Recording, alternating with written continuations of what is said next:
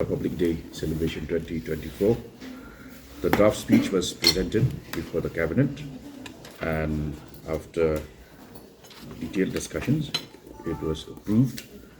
The speech will be made on Republic Day at various district headquarters, civil subdivisions, starting from the state capital, and various dignitaries, including Governor and members of the Cabinet, will be addressing the public at various locations of the state. So the speech was considered and approved by the Cabinet today. The other item that was taken up for consideration was the amendment of the Meghalaya Finance Service Rules 1989 of the principal rules. Here, the rules, a number of these rules relating to various departments have come up by way of office memorandums from time to time, and the various departments have been following these OMs.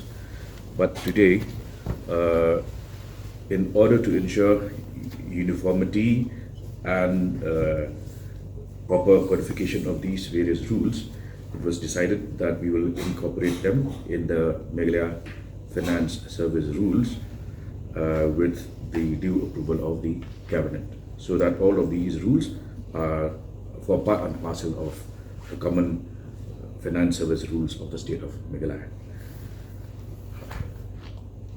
Then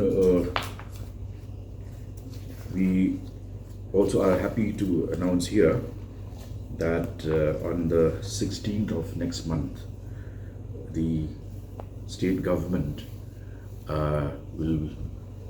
has been talking to the Indian High Commission of Bangladesh, and on the 16th of February next, we will be unveiling a life-size statue of Tirot Singh and also a bust of the renowned warrior of the state at Dhaka.